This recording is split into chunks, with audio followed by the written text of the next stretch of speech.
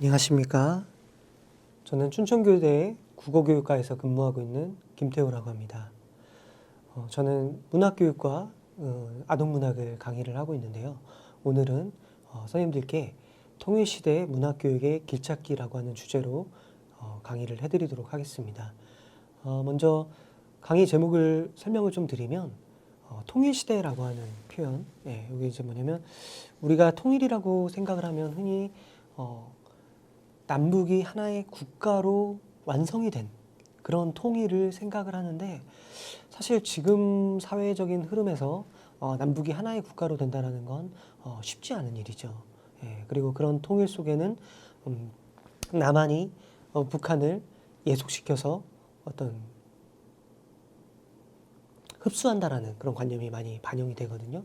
그래서 요즘에 이제 통일 교육을 연구하시는 분들은 통일을 그런 의미로 쓰기보다는 남북이 문화적으로, 경제적으로 교류를 하고, 그리고 혹시 그 와중에 가능하다면 연방정부를 세우고, 그리고 나서 어떤 그 문화적인 차이나 어떤 부작용 이런 것들을 최소화할 수 있다면 궁극적인 통일로 가는 그런 방향을 지향을 하거든요.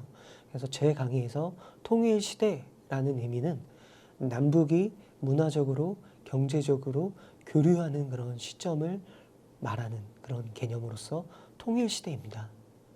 뭐 지금으로선 상당히 요원해 보이죠. 남북이 같이 문화적으로, 경제적으로 교류한다는 게 쉽지 않은 문제니까요. 그렇지만 북한이 언제까지 저렇게 폐쇄되고 고립된 국가로 남아있을 것이냐.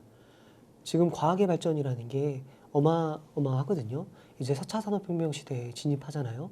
그러면 정보의 어떤 흐름 이런 것들이 정말 빠르게 변모할 텐데, 북한이 언제까지 지금과 같은 그런 체제를 고수할 수 있을지, 뭐 고수할 수는 있지만 그만큼 국가 경쟁력은 점점 저하될 수밖에 없기 때문에 어느 시점이 되면 혹시 북한이 문화적으로 개방을 해야 될 그런 시점이 올 수도 있다라고 예측할 수가 있고, 그런 시점에 그러면 가장 먼저 남북 그 북한과 교류할 수 있는 국가라고 하면 당연히 우리 남한을 생각할 수밖에 없는 입장입니다. 그렇기 때문에 통일 시대가 왔을 때 우리가 문학 교육을 할 수 있는가, 그리고 문학 교육을 통해 무엇을 할 수 있는가에 대해서 이야기를 하는 그런 것들이 그 자리가 좀 필요한 겁니다. 길찾기라는 표현은 통일시대 문학교육을 어떻게 해야 될지는 사실 이거 누구도 단언할 수가 없습니다. 왜냐하면 아직 통일이 어떤 식으로 이루어질지, 그러니까 제가 말씀드리는 통일시대, 남북 간의 문화적, 경제적 협력이 어떤 식으로 이루어질지는 누구도 장담할 수 없는 문제이기 때문에 누구도 이거는 명확하게 이야기할 수 없는, 단언할 수 없는 그런 지점인데요. 그럼에도 이제 길찾기라는 표현을 통해서 그런 상황이 왔을 때 남북이 어떻게 문학 교육을 통해 화합을 모색할 것이냐, 이런 고민을 지속적으로 해 나가야 된다는 것이죠. 우리 선생님들이 지금 예비교사잖아요. 그럼 현장에 가서 학생들을 가르치게 될 것인데 뭐 30년에서 40년 이렇게 교직 생활을 하게 되겠죠. 지금 기준으로는. 그러면 그 와중에 분명히 우리가 통일에 대해서 생각을 하고, 통일이 아니더라도 탈북 학생들, 이 학생들과 만나서 그 학생들을 지도하는 그런 경험을 하게 될 텐데, 그런 와중에 우리가 문학교육의 어떤 가능성을 탐색하고 고민하는 그런 과정들이 필요하다고 할 수 있습니다. 그런 관점에서 이번 강의 통일시대 문학교육이 어떤 방향으로 나아갈 것이냐에 대한 방향을 한번 모색해 보도록 하겠습니다. 아직 구체적인 방향은 모색된 바가 없고 어떤 식으로 접근해야 되는가, 이런 가치관을 같이 나누는 시간으로 강의를 진행하겠습니다. 광복 이후 한반도를 보면 자유진영 대 공산진영이라는 세계적 분할체제, 냉전이라고 얘기하죠. 그런 흐름 속에서 분단의 비극을 경험했습니다. 사실 세계 2차 세계대전 이후에 그 냉전 체제가 시작이 됐는데, 독일의 경우는 전범이었기 때문에 동독과 서독으로 분할되는 것을 우리가 좀 납득할 수가 있죠. 그런데 아시아의 경우는 사실 전범은 일본이었거든요. 그럼 일본이 분할되고 신탁 통치를 되는 것이 마땅할 터인데 우리 남한이 식민 지배를 받은 피해자였던 남한이 우리 한반도가 우리 그 대한민국이 남북으로 갈리는 그런 일이 벌어졌다라는 거죠. 이건 어떻게 보면 그 남한까지 다 공산화될 것을 두려워한 미국이 남한의 이제 그 신탁 통치를 원했던 게 아닐까. 예, 그런 냉전이라고 하는 전 세계적인 그런 그 갈등, 정치적인 그런 갈등, 정세 이런 거에 이제 휘말려서 우리가 이제 남북으로 분단되는 그런 비극을 겪었습니다. 예. 그리고 분단 이후 70여 년이 흘러서 지금은 남북 간의 언어, 문화의 이질화가 극심합니다.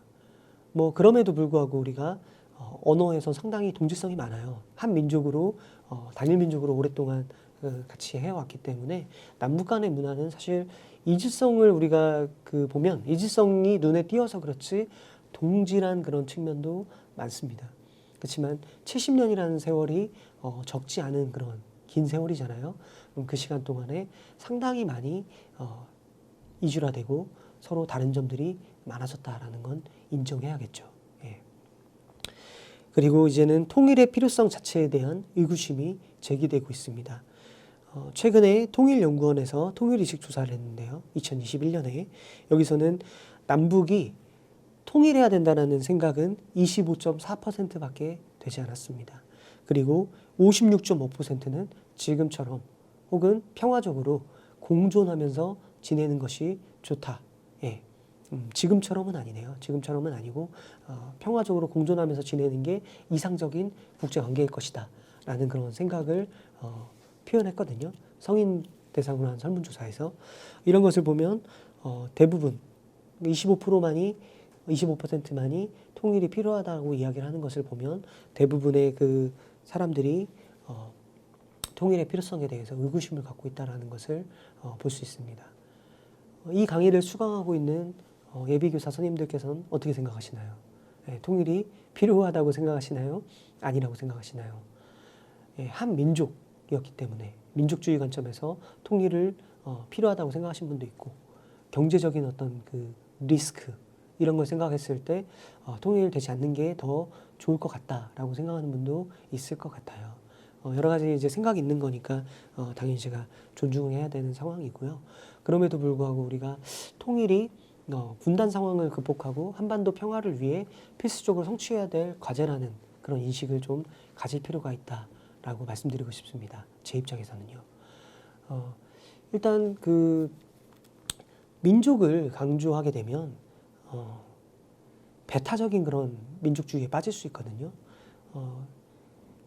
예전에야 이제 민족주의가 국가적으로 지향해야 될 이념 중에 하나였지만 지금은 다문화 사회고 세계화 시대다 보니까 여러 국가, 여러 민족, 여러 인종과 우리가 대면을 해야 되는데 이런 과정에서 민족주의를 굳건한 기치로 내세운다면 그건 오히려 폐쇄적이고 고립된 그런 자세라고 할 수가 있어요.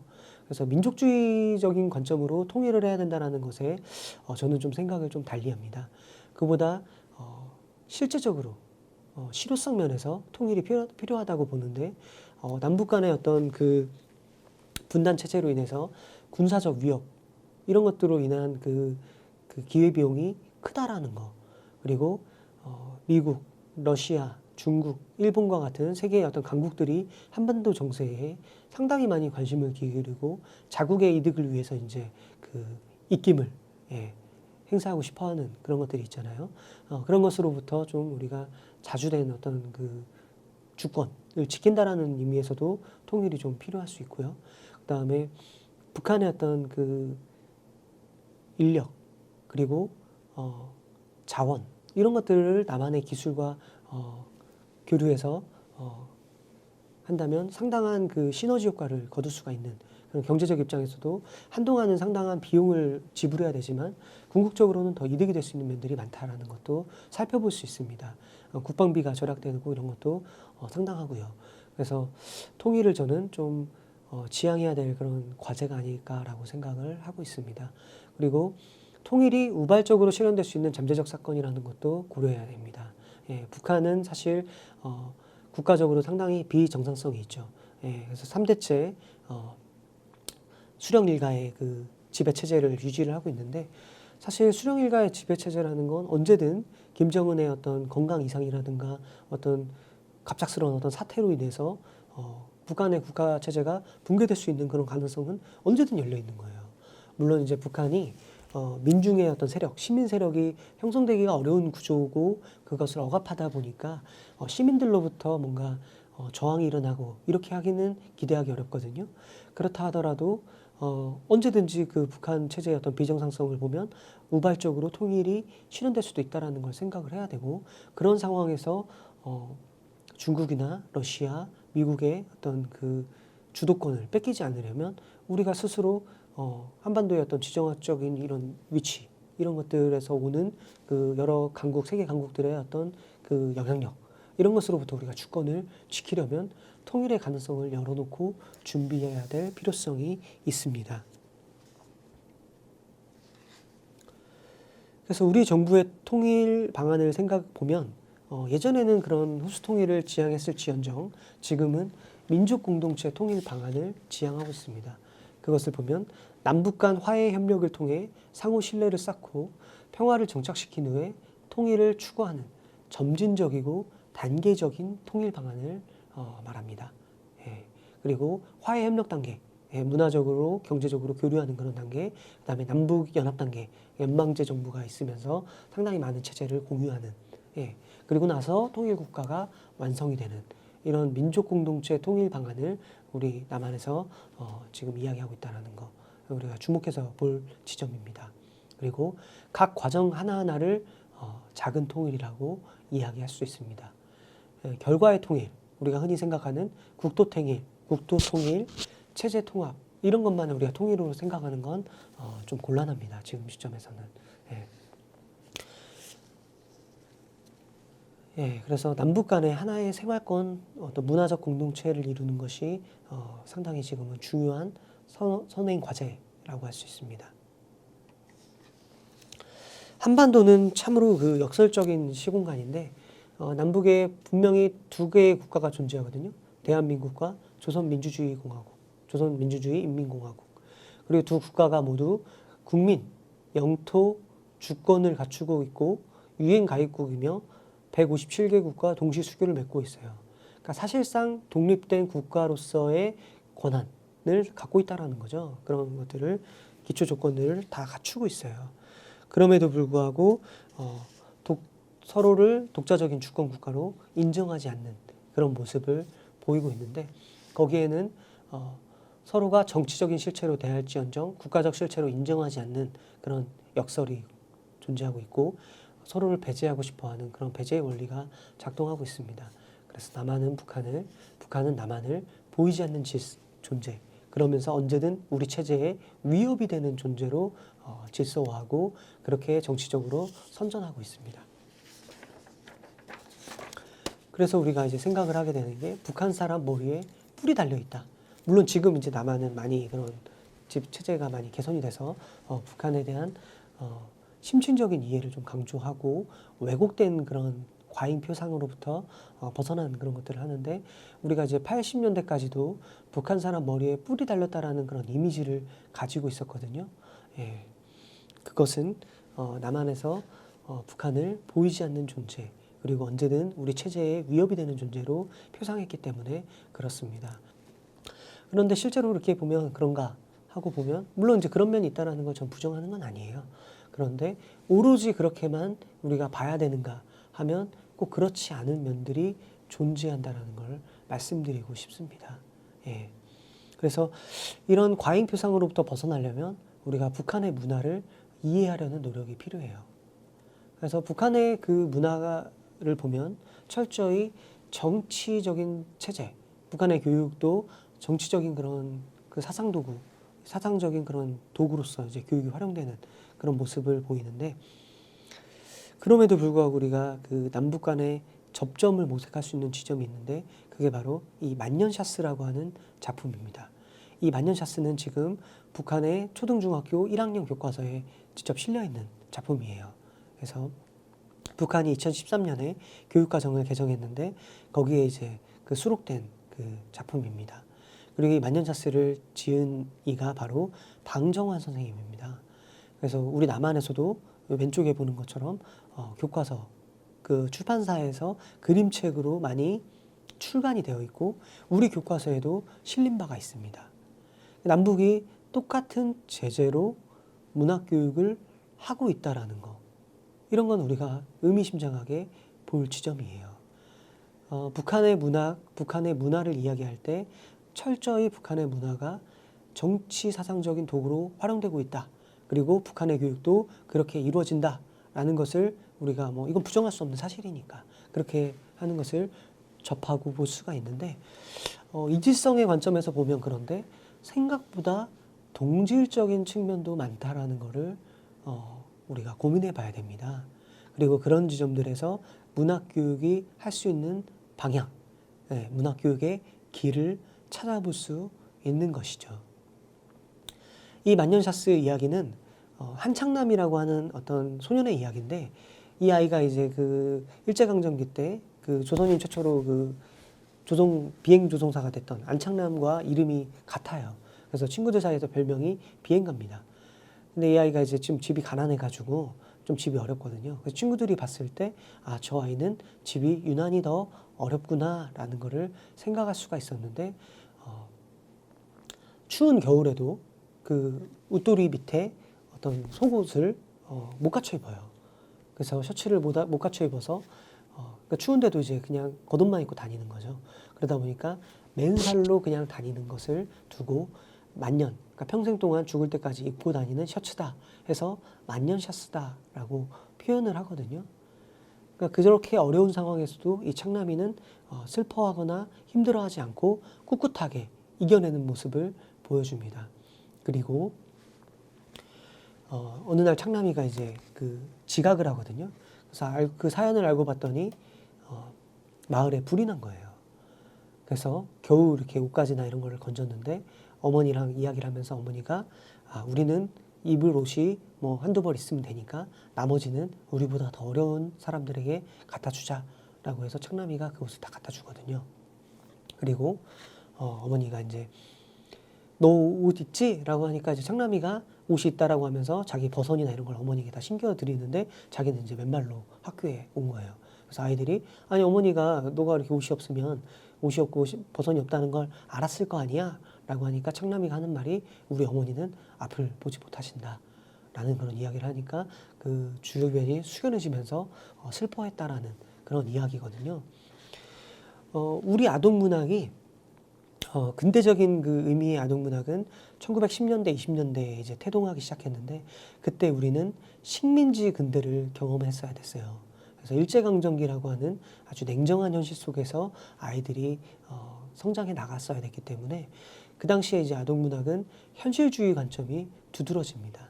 그러다 보니까 지금까지도 그런 경향이 강하게 드러나는데요. 남한의 아동문학에요. 그래서 이제 그 아이들이 미래 사회를 이끌어줬으면 식민지 근대라고 하는 이 암울한 현실을 타파하고 민족의 어떤 그 해방, 광복을 이끌어줬으면 하는 바람이 아동문학에 많이 실리게 됐어요. 그러면서 아동문학에서는 아이들이 어른들보다 더 시대 현실을 잘 자각하고 그런 현실을 꿋꿋하게 이겨내는 그런 모습을 그려냈거든요. 만년샤스의 창남이의 모습도 그런 모습의 한 단면이라고 볼 수가 있습니다.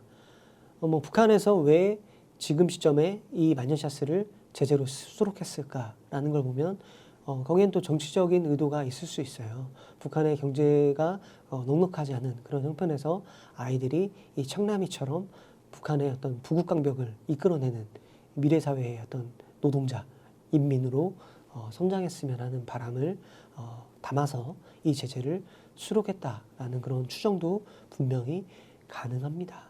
그래서 분명히 문학교육에 남한과 북한의 문학교육에 차이가 있다는 점은 인정하지만 그래도 우리가 눈여겨볼 건 이 만년샤스라고 하는 만년샤츠라고 이제 북한에서는 표기를 하는데요.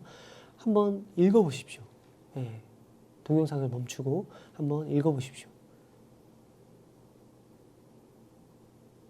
남북의 문화가 이질화되고 언어가 이질화가 극심하다고 말씀드렸어요.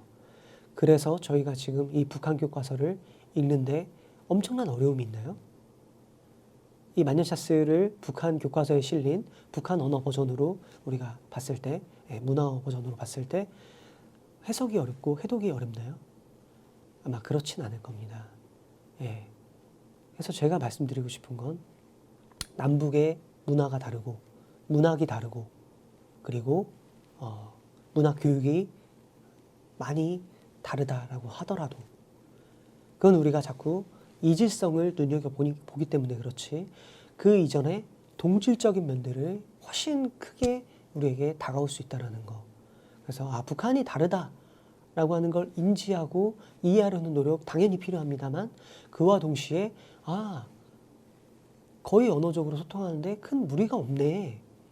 동질한 면이 많이 있네. 북한에서도 방정환 선생님의 아동문학을 감상하네. 라고 하는 이 동질성의 측면. 이걸 우리가 놓쳤을 때는 서로 다르다라는 생각만 하게 되지 서로 문화적으로 교섭하고 해나가기가 어려워져요. 그렇기 때문에 남북 간의 어떤 문화적 동질성의 가능성을 살펴봐야겠다. 유념해야겠다. 이거를 강조해서 말씀드리고 싶습니다. 사실상 이 점이 제 강의의 핵심입니다. 그래서 현재 그 남북의 통일 패러다임을 보면 우리가 이제 민족주의 관점으로 생각을 좀 하기가 쉬운데 그것보다는 물론 그것도 필요합니다만 민족주의를 강조하면 지나치게 배타적인 그런 민족주의가 될 수 있어서 오히려 남북의 어떤 그 남북의 동질성 이런 것만 강조하고 오히려 외국 다른 세계화 시대에 뒤처지는 결과로 나갈 수가 있기 때문에 민족주의도 중요하게 고려해야 됩니다만 열린 민족주의를 지향해야 되고 그리고 궁극적으로는 상호문화주의적 시각을 갖출 필요가 있습니다. 그래서 남북 간의 어떤 동질성을 좀 확보하고 점차 확대하려는 노력이 필요하고 북한과 우리가 문화적으로 교류하고 통일이 된다면 이질적인 문화, 내가 경험하지 못한 그런 문화와 충돌하는 다문화적 상황이 되거든요. 그럼 그런 문화를 어떻게 슬기롭게 수용하고 이해하고 좀 더 창조적인 문화를 만들어 나갈 것이냐라고 했을 때 이제 우리가 이야기하는 게 이 상호문화주의적인 시각입니다. 상호문화주의적인 시각은 문화를 다층적으로 보고 타자와의 경계 및 접촉에서 발생하는 간섭, 의존, 침투 등을 중시하는 관점입니다. 그래서 문화라는 게 북한의 문화라고 하는 게 획일화된 하나의 정형화된 이미지, 스테레오타입이 아니다. 그리고 그 안엔 다층적인 문화가 존재한다. 북한이라고 하더라도 지역에 따라 또 그 학생들에 따라 뭐 학교에 따라 여러 가지 문화가 존재할 수 있는 건데 우리가 이거를 단 하나로 표상을 해버리면 우리가 북한을 오해하기 쉽다. 그래서 다층적으로 보고 타자, 우리가 이제 우리와 이질적인 북한 문화를 이제 접촉할 때 그 접촉면, 경계면에서 여러 가지 문화적인 간섭도 있고 의존하는 면도 있고 침투되는 면도 있을 거 아니에요.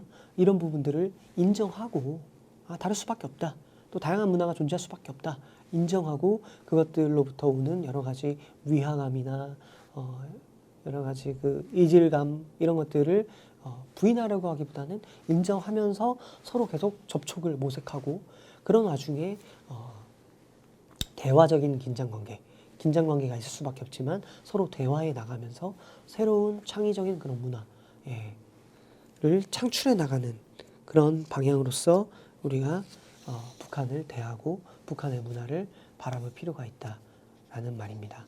이를 상호문화주의라고 이야기하고 중요하게 우리가 취해야 될 관점이다라고 할 수 있습니다. 그래서 통일시대의 문학교육은 상호문화주의 관점에서 실천되어야 하고요.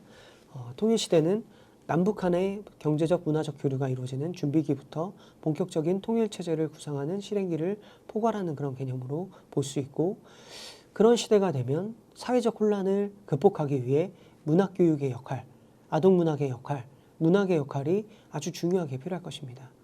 그래서 그런 문화에서 우리가 문학교육의 어떤 방향성을 지속적으로 고민하고 노력해 볼 필요가 있는 것입니다.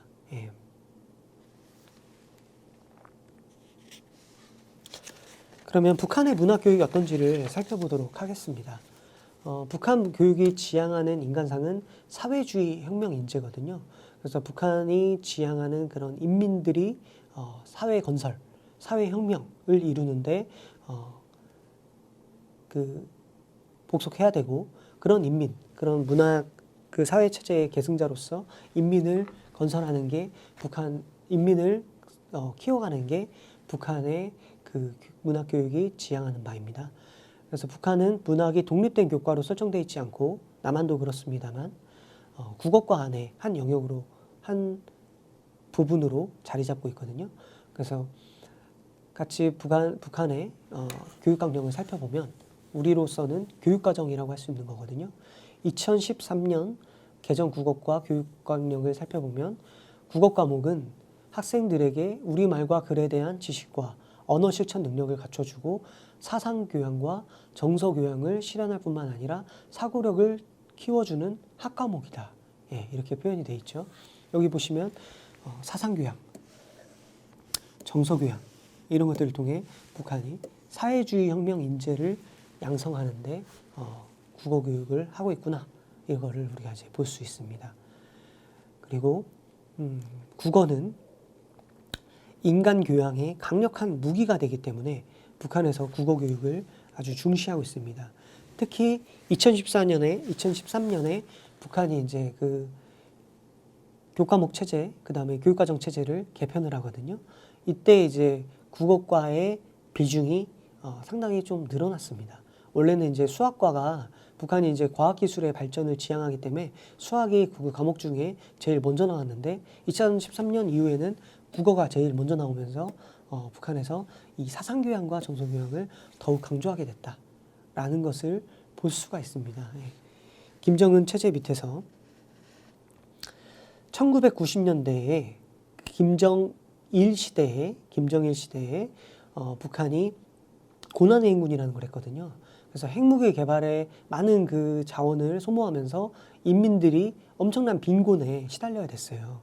그래서 이를 고난의 행군이다, 우리가 이겨내야 된다라고 인민들을 이제 그 교화했거든요. 예, 그런 과정에서 북한 교육의 체제가 상당히 많이 무너졌어요. 그래서 교사들도 원래 이제 혁명가로서 그런 지위를 누렸는데 교사들도 상당히 경제적인 지위가 많이 그 약화되는 그런 모습이 좀 나타나고 그리고 학교도 그 교사와 학생들이 학교를 이탈하는 그런 현상들이 벌어졌거든요. 그래서 2010년대 초기에 김정은이 집권을 하면서 학교 체제를 새롭게 다지고 싶어 했어요. 그래서 만들어낸 게 2013년 이 교육강령이거든요. 네, 교육강령을 선포하고 북한의 교육체제를 바꿨는데 이때 특기할 점이 국제화, 세계화 이런 걸 내세우고 교육 정상화를 내세웠음에도 국어과를 조금 더 비중을 실었다는 거. 원래 중요했지만 더욱 비중을 높였다는 건 뭐냐? 김정은 시대에도 여전히 사상교육이 중시되고 강화될 것이다 라는 것을 엿볼 수 있는 대목입니다. 그리고 문학교육 역시 국어교육의 일환으로 실행이 되고 있습니다. 그래서 영역 분야를 보면 우리로 보면 이제 영역이죠. 우리 남한은 국어과에 듣기, 말하기, 읽기, 쓰기, 문법, 문학 이렇게 5대 영역으로 구성되잖아요. 북한을 보면 이제 소학교, 초급 중학교 및 고급 중학교에 따라 영역이 좀 차이가 있어요. 소학교도 학년에 따라 좀 차이가 있는데요. 주로 뭐 읽기 및 쓰기 교육, 듣기 교육, 말하기 교육, 글짓기 교육, 글씨 쓰기 교육, 기초 원리 교육 뭐 이런 것들이 있거든요. 기초 원리 교육은 이제 좀 지식 교육에 좀 가까운데 어쨌든 초급 중학교와 고급 중학교도 그렇게 유사하게 영역이 편제되어 있습니다. 그럼 이런 걸 보면 이제 문학이 독립 영역으로 제시되지 않았네, 문학이 안 중요한가 보다라고 생각하기 쉽지만 그렇지 않고 사상교육 측면에서 문학교육을 중시하기 때문에 오히려 문학 작품을 제재로 언어 기능이나 여러 가지 그 교육을, 국어 교육을 하고 있다라고 보는 것이 좀 더 정확한 해석이다라고 할 수 있습니다. 예, 사상교육 측면에서 문학이 상당한 이점이 있기 때문에 문학 작품을 제재로 삼아서 여러 국어 영역을 교육하고 있다라고 보시면 됩니다. 여기 보시면 이제 뜻깊은 개학날이라고 하는 제재, 제가 이제 북한 교과서의 한 부분을 가져왔는데 한번 강의를 영상을 정지시켜 놓고 한번 읽어보십시오. 예, 읽어보셨습니까? 여기 보면 역시 그 북한의 어떤 교과서에서 김일성 대원수님 뭐 이런 표현을 직접적으로 하면서 특히 이제 김일성을 보면 그 글씨체를 진하게 해놨죠. 예, 북한에서는 김일성, 김정일 같은 이런 그 수령의 어떤 이름에는 진하게 이렇게 표현을 합니다. 예, 그렇게 하면서 아동소설이라고 하는 동화소설이라고 하는 장르인데 여기서 보면 이제 김일성이나 어떤 주체 사상을 강조하는 방식의 문학 작품이 실려 있음을 확인할 수가 있는 거죠. 이야기글 하면서 수록해 놨는데 이어서 이제 한번 보시죠. 예. 이렇게 본문을 주체 사상을 설파하고 당 정책에 부합하는 그런 아이들로 교육시키고자 하는 의도를 아주 전면에 내세우면서 표현한 그런 작품을 이야기글로 수록해 놨어요. 작품성이나 서사적인 재미는 상당히 떨어지죠. 예. 그렇지만 이런 작품을 내세우면서 제재로 삼으면서 여러 가지 그 국어교육의 어떤 활동들을 제시하고 있음을 확인할 수가 있습니다. 예. 그래서 듣기, 쓰기, 말하기, 읽기가 가르치더라도 그렇게 기능적인 내용들을 가르치더라도 그 핵심에는 본질에는 사상교육이 있고 또 문학 텍스트를 통해 이것을 실현하더라라는 것을 북한 문학교육의 특성으로 볼 수 있는 지점입니다. 역시 이제 토끼와 발도장이라고 하는 우화가 있는데요. 예, 북한에서는 우화가 상당히 발달했어요. 그래서 어리석은 동물 혹은 지혜로운 동물, 탐욕스러운 동물, 뭐 잔인한 동물 이런 동물들의 성격을 내세워서 실제 인간상 여러 가지 인간의 모습을 풍자하고 비판하고 이렇게 표현한 게 이제 북한의 우화인데 여기 보면 이제 우화가 실려 있는데 맨 첫 페이지에 보면 첫 줄에 보면 위대한 명도자 김정일 대원수님께서 친히 들려주신 이야기라고 써놓거든요. 그래서 북한은 대부분의 그 이야기를 김일성이나 김정일이나 김정은이 들려주었다라고 시작을 해요. 그래서 북한의 문학 수업을 할 때도 먼저 이것이 김일성 주석의 어떤 말에 근거한 문학 수업이다라는 것을 선포하고 그 수업을 해야 되거든요.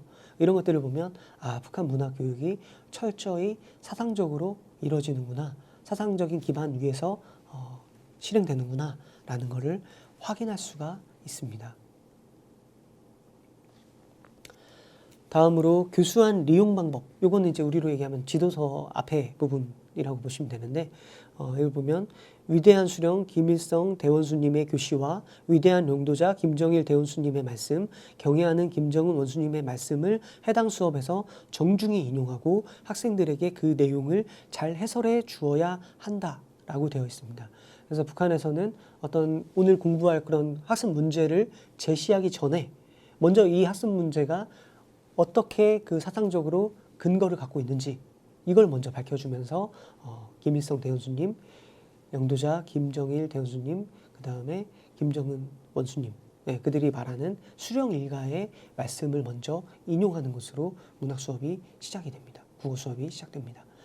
그리고 교수안에 반영된 참고 자료들을 구체화하며 수업의 여러 계기에 교수 내용과 결부하면서 해설해 줌으로써 교수의 당 정책화를 실현하고자 한다라는 것 볼 수 있고요. 그 다음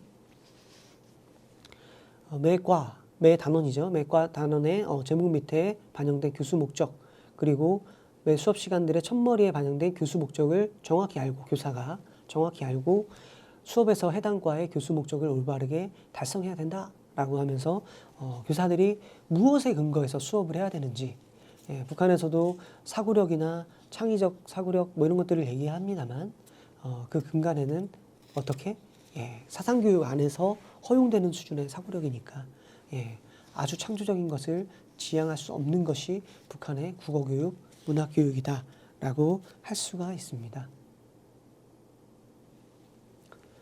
그리고 매 수업 교수 안에 반영된 내용들은 해당 수업의 교수 내용과 방법들을 일반화하여 집약적으로 반영한 것이므로 해당 지역학교 학생들의 준비 정도와 특성에 맞게 보다 구체화하여 수업에 이용해야 한다. 수업과 연습, 복습 시간에는 학생들이 배운 지식을 공고히 다지고 언어 실천력을 키울 수 있도록 다양한 활동 형태들을 더 반영하여 수업을 진행하며 전반적 학생들이 다 참여할 수 있도록 수업을 조직하여야 한다.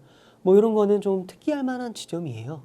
그래서 북한에서도 학습자 중심의 수업을 생각을 하는구나. 일방적인 전달식 수업보다는 학생들이 직접 참가하고 주도적으로 참여하는 학습자 주도형의 어떤 수업을 기획하고 있구나라는 것을 볼 수가 있습니다.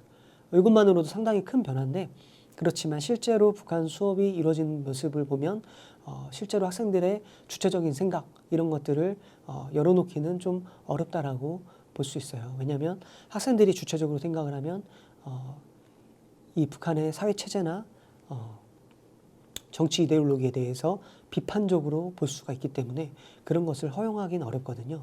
그래서 북한에서 깨우쳐주는 식의 수업을 강조한다고 하지만 그것이 실제 수업에서 그렇게 실행되는가 이거는 또 다른 문제라고 볼 수 있습니다.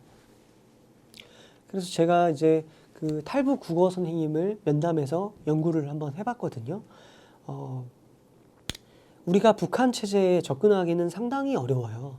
그리고 또 남북 간의 어떤 교류가 있을 때는 북한의 어떤 책이나 어떤 문화적인 그런 산물들이 쉽게 이렇게 교류가 될 수가 있는데 또 쉽게 경색이 되잖아요. 하루아침에 이렇게.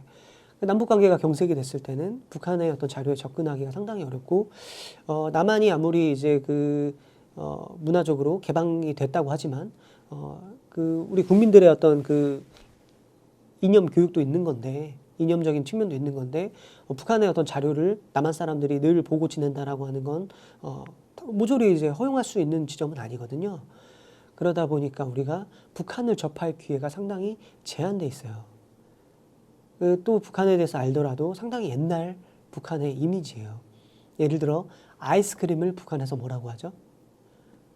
얼음 보숭이라고 한다고 우리가 어렸을 때는 공부하고 배웠는데 지금 북한의 어느 지역에서도 얼음 보숭이라는 말을 거의 쓰지 않는데요. 그래서 우리가 알고 있는 북한은 이미 20, 30년 전의 북한이거나 정치적으로 왜곡된 북한이거나 아니면 과잉 표상된 좀 과하게 하나의 어떤 이미지로 만들어진 그런 북한이다라는 것을 우리가 생각을 해봐야 됩니다. 그럼에도 불구하고 우리가 북한의 생생한 어떤 삶의 모습, 북한의 현상에 접근할 수 있는 통로가 있는데 그게 바로 탈북민입니다. 탈북한 사람들이 있으면 그 사람들을 우리가 보고 학문적으로는 먼저 온 통일이다 이렇게 얘기를 해요.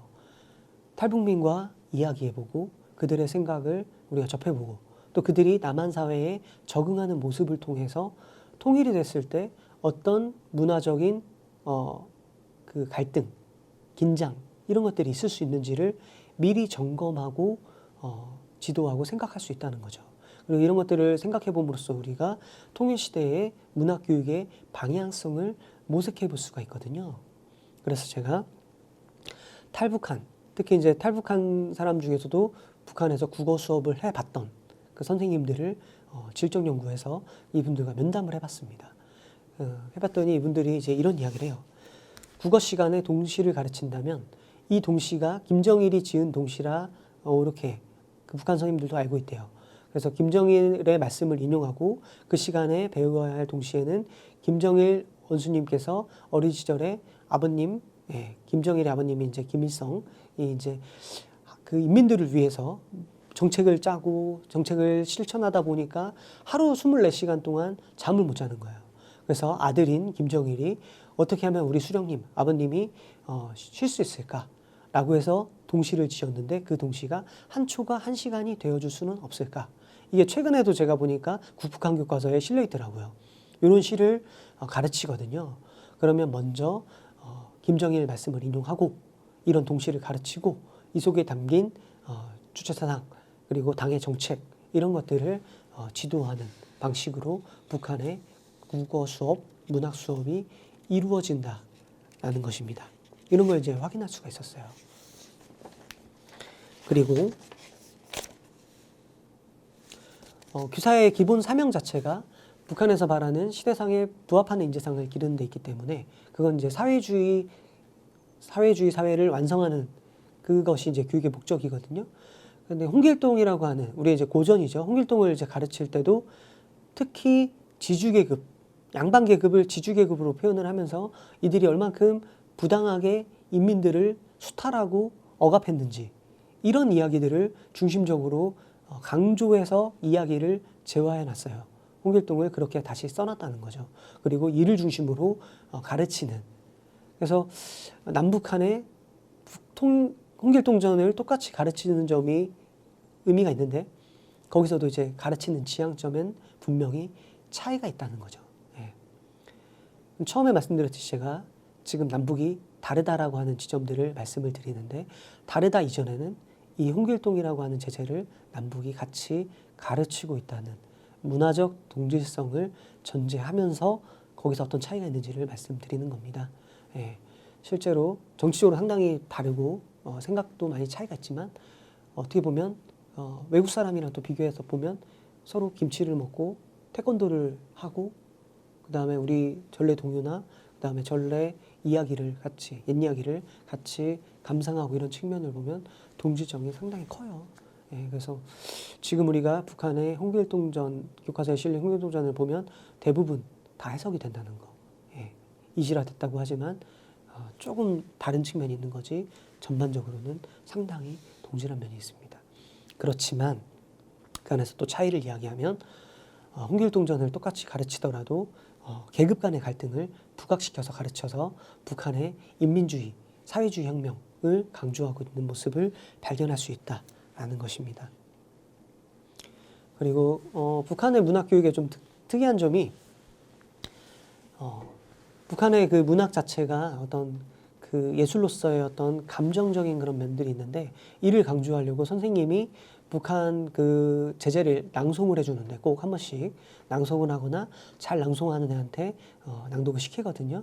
근데 그때 최대한 실감나게 해서 목소리의 빠르기, 높낮이 어떤 이런 것을 조절해서 실감나게 읽는데 상당히 많은 시간을 할애하고 있다는 것을 확인할 수 있었어요. 제가 북한 탈북교사를 면담하면서 그래서 이런 점들은 우리가 좀 눈여겨볼 지점이다라고 할 수 있습니다.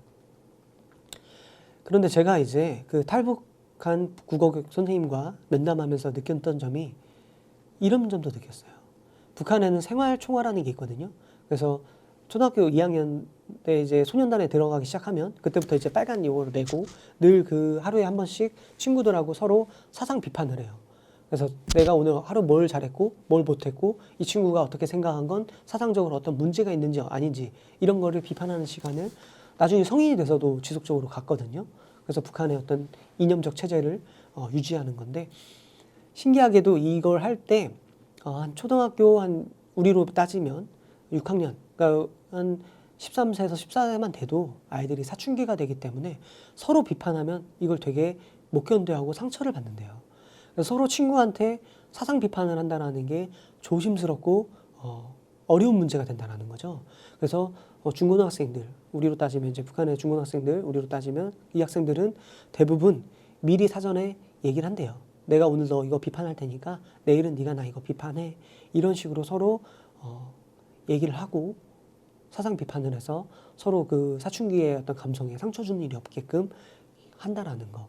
그래서 우리는 북한에서 사상 총화가 있으면 매일같이 성인이 돼서도 늘 사상을 점검하고 이런 무서운 국가다라는 이미지를 갖는데 실제로 그게 얼마큼 실천되는가를 보면 우리 생각과 또 다른 일면들이 있다는 걸 생각해 봐야 됩니다. 그리고 북한에서는 우리 남한에 비해서 교사의 어떤 권한, 어떤 교실 내에서의 어떤 그 힘 이런 것들이 상당히 강한데 그렇다 하더라도 또 다른 일면이 있다고 합니다.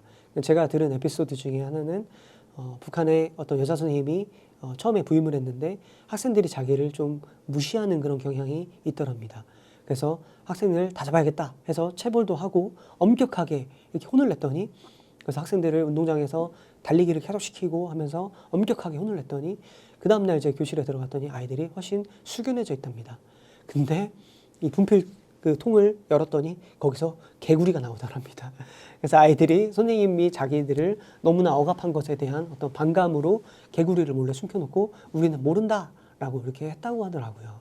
그래서 선생님도 아이들에게 내가 너무 좀 심했구나라고 반성을 하고 아이들과 좋은 또 사제관계를 맺게 됐다라고 하는데, 이런 에피소드를 생각을 해보면 우리가 뭐 선생님 한마디만 하면 아이들이 막 착착착착 움직이는 뭐 그런 모습도 있겠지만 그런 걸로만 북한의 국어 수업, 문학 수업을 생각할 수 없는 지점이 있다는 것을 생각해 봐야 됩니다. 그래서 우리가 생각하는 것과 막연하게 갖고 있는 북한에 대한 이미지와 다른 면모들이 항상 있다라는 것을 생각을 해야 됩니다. 그럼에도 불구하고 안타까운 건 북한 문학 수업에서 다루어지는 아동문학 작품에는 이념성이 강하게 있다라는 거죠. 그래서 북한에서 아동문학은 주체사상을 주입하는 정치사상적 도구고, 그리고 김일성 일가에 대한 충성심을 고취하는 데 주된 목적이 있고, 또 5점꽃 담론이라고 해서 북한의 그 성적은 5점 만점이거든요. 그래서 학생들한테 5점을 맞아라. 그래야 너희가 국가를 계몽하는 그런 사람이 될 수 있다라고 하는 이런 계몽주의, 5점꽃 담론 이런 게 작품 속에 강하게 반영이 되어 있습니다. 그러다 보니까 정치적 요구에 아동문학이 예속되어 있고 문학성은 전반적으로 낮은 편이에요. 이런 특성이 있다 보니까 북한 문학교육에서 아동문학을 제재로 삼았을 때 자연스럽게 정치적인 것을 앞세우고, 그리고 아이들한테 어떤 문학의 즐거움, 문학의 예술적 가치를 지도하는 데에는 한계가 있다는 것을 생각해 볼 수 있습니다. 오누이와 나무꾼이라고 하는 그림책이 있어요. 이 이야기를 우리가 한번 볼 텐데, 북한에서 그 애니메이션이 발달해서 아동 영화로 이 오누이와 나무꾼이 제작되어 있거든요. 요거를 짧게 한번 보고 오도록 하겠습니다. 내 놈들이 거기에 숨었구나. 저희들이? 야, 당장 내려오지 못하겠어. 아이고야. 그렇지. 저놈은 전번에 허리를 상해서 올라오지 못해 누나야. 정말. 어떻게 올라가서? 그것도 몰라. 참기름을 바르고 올라왔지. 참기름? 요렇게 참기름을 바르라고 했지. 야! 아이고 속았구나. 야, 이 우둔한 놈아. 덕기를 찍으면서 얼라니. 뭐 도끼? 아이고야, 만났구만.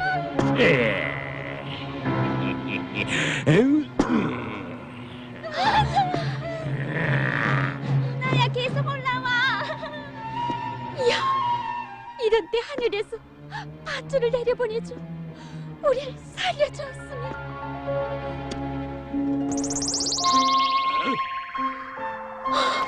누나야, 밧줄이 내려와서. 야, 하늘이 정말 우리 마음을 알아주는구나. 이놈들! 그러니 하늘이 정말, 아이고 하늘이시여, 굶어 죽겠는 나를 불쌍히 여기시고 어서 밧줄을 내려보내 주소서.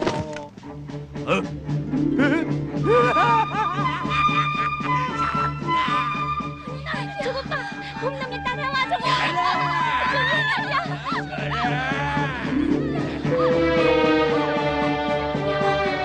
살 줄 알았지. 하늘아, 어째 저 봄놈한테도 밧줄을 내려보내준단 말이야. 어서 우리 헌우이를 구원해주려. 하늘아.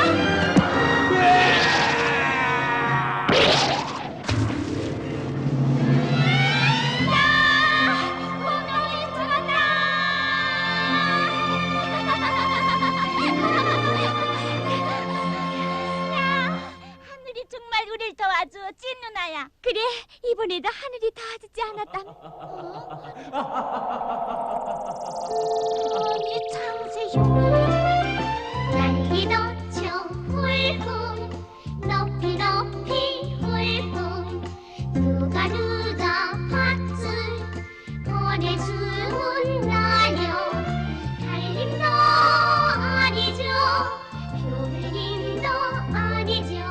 아니 이 밧줄을 내려보내 준 것도 봄놈을 적쳐버린 것도 하늘이 아니라 장세 오빠란 말이에요. 그래, 이야, 우린 그런 것도 모르고. 너희들은 도끼를 들고도 봄놈을 적칠 생각을 못했지. 급한 때일수록 겁을 먹고 하늘을 쳐다볼 것이 아니라 자기 힘으로 뚫고 나가야 하거든. 그러면야 봄 따위가 다 뭐겠니? 이 마을 정말 영감한 오빠 슬기로운 우리 믿어온 형님 지혜와 힘으로 구원해 주세요. 어떠셨나요? 예, 재밌으셨나요? 예, 이 이야기 보면 이제 해와 달이 된 오누이라고 하는 우리의 전래 설화 옛 이야기를 이제 다루고 있는데, 이 옛 이야기를 보면 이제 좀 이야기의 결말이 좀 다른 면을 볼 수가 있어요. 우리 같은 경우는 하늘에서 그 밧줄이 내려와서 아이들이 구해졌고, 나무에서 이제 그 호랑이가 도끼를 찍어가지고 쫓아오는데 하늘에서 밧줄이 내려와가지고 이 밧줄을 타고 하늘로 올라가서 해와 달이 됐다라는 게 우리가 알고 있는 이야기잖아요. 북한에도 이제 그런 버전의 옛 이야기도 분명 존재합니다. 그런데 이 그림책에서는, 그리고 지금 보여드린 아동 영화에서는 나무꾼이 등장해요. 이 나무꾼은 작품 초반에 아이들과 따뜻하게 이야기를 나눠주고 상담해주고 재밌는 얘기도 들려주는 그런 따뜻한 인자한 그런 사람으로 표현이 되거든요. 그리고 이야기의 마지막에는 이 나무꾼이 그 밧줄을 내려줘서 아이들을 살려주고, 그 다음에 쫓아오는 호랑이를 밧줄을 끊어가지고 죽게 만드는 그런 이 문제의 해결자로서 등장하거든요. 그래서 이 최윤정이라고 하는 학자는 이걸 통해서 볼 수 있는 건 북한에서 이 해와 달이 된 오누이와 나무꾼으로 재화를 했고, 이 재화에는 나무꾼이라고 하는 존재를 강하게 내세우더라. 그리고 이를 통해 우리가 볼 수 있는 건 나무꾼이 결국 계밀성이라든가 이런 수령 일가를 상징하는 것이 아니겠는가 라고 하는 면이다 라고 이 최윤정이라는 학자가 주장합니다. 상당히 설득력 있다라고 생각을 해요. 그래서 이 나무꾼의 모습을 보면 북한에서 모든 것을 하늘에게 기대거나 어떤 신에게 의지하기보다는 수령님, 국가의 원수인 수령님에게 의지하고 수령님의 생각을 존중하고 수용하면서 문제를 해결해 나가야 된다라고 하는 인민들의 어떤 삶의 자세를 담고 있고, 이런 옛 이야기 속에서도 그런 거를 반영해서 교육하고 있다라는 거를 우리가 눈여겨볼 필요가 있습니다. 마찬가지 관점에서 제가 이제 웃음의 동산이라고 하는 북한에서 조선아동문고라고 하는 북한의 어떤 국가 대표 출판사에서 만들어낸 이야기집이 있어요. 이야기 모음집. 근데 여기 보면 시리즈인데 1부터 9까지는 거의 사상성이 강한데 10번은 웃음의 동산이라고 해서 이게 2000년대 이후에 출판된 것으로 제가 파악을 하고 있는데, 여기에는 이제 좀 재미난 이야기들이 좀 많이 있어요. 그 중에 하나가 이제 달빛에 번쩍이는 검이라는 이야기예요. 여기 보면 주인공이 이제 만석인데 오랑캐로부터 나라의 성을 지키는 파수병이거든요. 근데 이제 방어대장이 얘가 이제 워낙 잘하니까 비밀을 알려줘요. 이 성 안에는 성 밖으로 통하는 지하 굴길이 있다 이렇게 알려주는데, 그러면서 칼을 하나 주고 네가 이 비밀을 누설하면 칼에 얼룩이 생기고 칼의 빛깔이 녹슬게 될 것이다 라는 이야기를 해줘요. 근데 이 만석이 이제 국가를 위해서 이제 열심히 이제 그 성을 수호를 하는데, 닮은 노인이라고 하는 사람이 이제 이 만석한테 와가지고 성을 잘 지키려면 우리가 이렇게 방어막을 설치하면 우리가 그 외놈들, 오랑캐 놈들의 화살은 피하고 우리의 화살은 제대로 조준해서 쏠 수 있다. 이런 이야기를 하거든요. 그러니까 만석이 그 이야기에 공감을 해요. 그리고 닮은 노인이 성싸움에서는 그 지하 굴기를 알고 움직이는 게 중요하다라고 하니까 만석이 자기도 모르게 그 닮은 노인이 하는 이야기가 너무나 우리 편 같아가지고 맞다고, 나도 우리 성벽에 지하 굴길이 있는 거 잘 지켜야겠다고 얘기를 하거든요. 근데 이 닮은 노인이 오랑캐의 첩자였던 거예요. 그래서 어느 날 보니까 이 만석의 검이 색깔이 변해 있어요.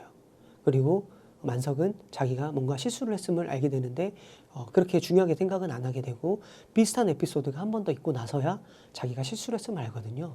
그리고 닮은 노인이 오랑캐와 소통을 해서 외적을 데리고 이 성 밖에 이렇게 들어오는데 이를 다행히 미리 간파했던 만석이 다른 그 방어대장과 어떤 군사들과 그 오랑캐를 무찌르고 달빛이 번쩍인다라는 이야기를 하거든요. 이 이야기는 아까 제가 이제 보여드렸던 북한 교과서에 실려 있는 현대적인 아동 소설 이런 건 철저히 주체 사상 중심인데 이런 이야기는 나름 재미도 있고 그리고 나만의 아이들한테 읽혀도 큰 무리가 없는 그런 이야기거든요. 그래서 북한에도 이렇게 재밌는 이야기가 있고 모든 게 사상적으로 이야기되는 건 아니구나 라는 걸 볼 수 있는 그런 작품입니다.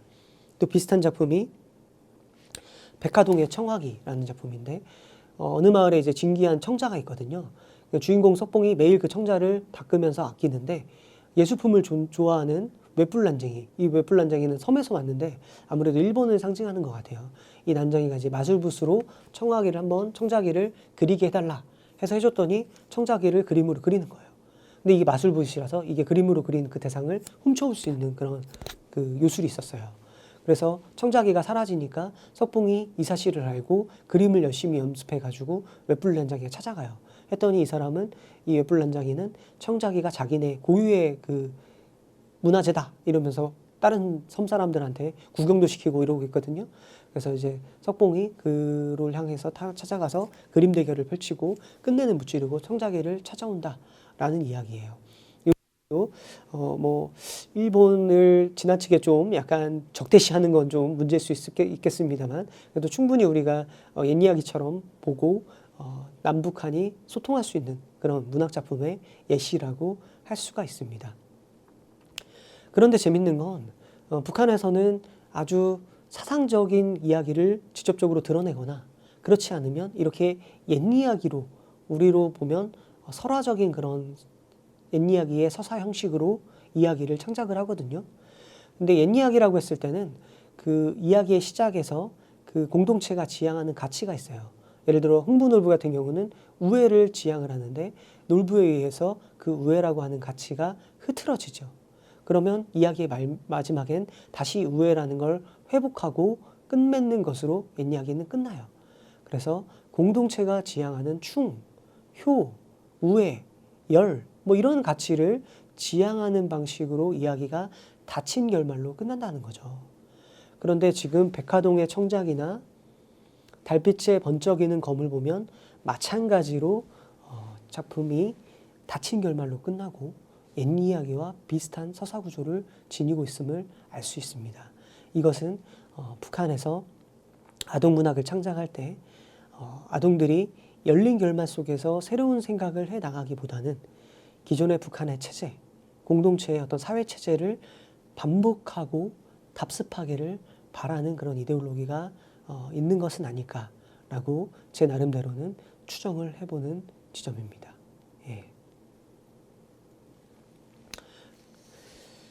이렇게 지금 북한의 문학교육과 북한에서 다루는 작품들을 살펴봤습니다. 그래서 북한의 옛 이야기를 보면 하나의 단면입니다만 순환적 전망에 따른 서사 구조가 있고 시공간은 추상적이고 관념적이어서 독자, 이 작품을 보는 아동들의 삶과 단절되어 있고 충이라든가 우애, 열, 효 이런 초월적 가치를 강조하고 이런 걸 보면 북한 아동문학에서 특히 이제 옛 이야기 같은 설화적인 형식을 차용한 이야기에서 인물은 주체적인 내면을 갖지 못한 채 세계의 이념 속에 종속돼 있다. 그래서 자기 나름대로의 정체성을 찾고 세계를 비판적으로 보고 하지 못한 채 그 공동체가 지향하는 가치관을 일방적으로 수용하고 거기에 따라서 뭔가를 성취하는 인물이더라라는 것이고 이런 걸 보면 문학교육 관점에서 봤을 때 북한의 동화는 사회체제에서 벗어나는 상상력, 비판적 상상력, 비판적인 사고력, 그 다음에 창의적인 사고력 이런 것들을 충분히 발현시키는 그런 교육으로 나가지는 못한다는 것을 볼 수 있는 국면입니다. 지금까지 북한 문학 교육과 또 북한 문학 텍스트에 대해서 살펴봤는데 우리가 이제 종국적으로 이제 북한 교육을 살펴보면서 통일시대 문화교육의 방향성을 좀 모색을 해봐야 돼요. 그것은 제가 이제 줄기차게 말씀드렸듯이 상호문화주의적 시각에서 남북한 문화교육의 차이를 진단하고 특히 이제 북한 문학 텍스트, 북한에서 어떤 문학 작품으로 어떻게 문학 교육을 하는지 이 지점에서 남한과 어떻게 차이가 있는지를 심층적으로 살펴보고 그 차이점 속에서 동질성을 좀 모색하고 차이점을 이해하려는 노력을 해나가야 됩니다. 그리고 민족주의를 내세워서 배타적으로 고립적으로 다른 차이들을 무색한다면 남북한끼리는 서로 뭐 민족주의 안에서 화합할지언정 세계화 시대에 오히려 고립되는 그런 국가적 정체성을 갖게 된다라는 문제가 있습니다. 그래서 조금은 상호문화주의를 지향할 필요가 있고 남북뿐만 아니라 세계 시민으로서 남한의 아이들, 북한의 아이들이 성장할 수 있는 교육을 모색해야 됩니다. 그리고 북한 문학교육, 북한 아동문학을 이해하려는 노력이 필요하고요. 그리고 통일시대가 된다라고 했을 때 우리가 사실 주체사상에 근거한 문학교육까지 생각할 필요는 없어요.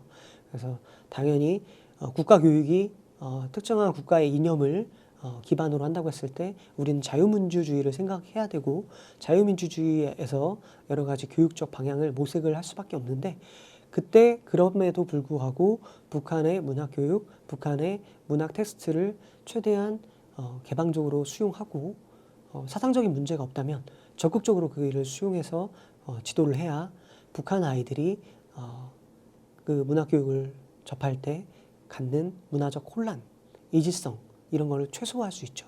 그리고 남한 아이들한테도 북한 문화에 대해서 교육할 수 있는 그런 기회를 열어놓을 수 있을 겁니다. 예. 그래서 북한 아동문학에 분명히 작가의 예술적 역량이 발현된 일군의 작품들이 존재하기 때문에 이들 작품들을 주의 깊게 살펴보고 이들 중심으로 통일시대 문학교육을 모색하려는 그런 문학교육적 접근이 요구된다라고 할 수가 있습니다. 예. 그래서 북한 문학교육 현상에 좀 심층적으로 좀 탐구할 필요가 있고 통일시대의 북한의 그 문학교육, 통일시대의 문학교육에 대해서 단면적으로, 일면적으로 볼 것이 아니라 입체적으로, 다면적으로, 다층적으로 바라보고 연구하고 이해해 나가면서 그 일을 고민하려는 노력이 필요하다라고 할 수 있습니다. 그리고 상호 존중과 이해를 바탕으로 남북한 아동문학, 문학교육의 접점을 모색해 나갈 때 통일시대의 화합과 평화를 위한 한 걸음을 나아갈 수 있습니다. 이게 결국 제가 말씀드리고 싶은 통일시대 문화교육의 길찾기입니다. 상호 존중과 이해를 기반으로 남북한의 접점을 모색해 나가는 것. 그래서 동질성을 회복하고 이질성을 극복해 나가는 그런 노력이 필요하다라고 할 수 있겠습니다. 예, 지금까지 통일시대 문학교육의 길찾기에 대해 말씀드렸습니다. 처음에 말씀드렸듯이 통일시대의 길찾기가 무엇이냐라는 건 단언하기 어렵습니다. 아직 통일이 어떻게 이루어질지도 모르고 그리고 통일시대에 남북이 어떤 형식으로 교류하게 될지 또 그 시점이 언제인지 또 그 시점에 필요한 교육적 노력이 무엇인지 이런 것들 자체가 밝혀지지 않았거든요. 그리고 뭐 총론이라든가 국어교육의 교육과정이라든가 통일시대의 교육과정이라든가 이런 전제들이 없는 상태에서 통일시대 문학교육을 그려본다는 건 상당히 어려운 일입니다. 그렇지만 어려운 일이라고 해서 우리가 이걸 두 손 놓고 방관하고 있을 것은 아니고 먼저 온 통일, 우리 그 학급 속에 있는 탈북 학생들 그리고 언제든 통일이 됐을 때 북한 학생들을 우리가 이해할 수 있도록 또 교육할 수 있도록 또 북한 문학과 북한 문학교육, 북한 아동문학에 대한 동질성을 최대한 확장하고 서로의 어떤 접점이 무엇인지를 계속 생각하고 모색하려는 노력이 필요합니다. 그래야 선생님들도 선생님 됐을 때 20, 30년 내에 북한을 우리가 접했을 때 북한 아이들을 뿔 달린 괴물처럼 생각하고 사상의 뭐 노예로 생각하는 것이 아니라 그들에게 갖고 있는 어떤 인간적인 면, 또 다양한 문화적 측면 이런 것들을 생각하면서 지도할 수 있고 더 나아가서는 통일시대의 문화교육, 통일시대의 국어교육, 통일시대의 교육을 실행할 수 있는 교사로서의 자질을 갖출 수 있을 겁니다. 예. 그리고 제가 참고했던 그 문헌들을 밝혀드립니다. 예. 지금까지 강의를 수강해 주셔서 감사합니다.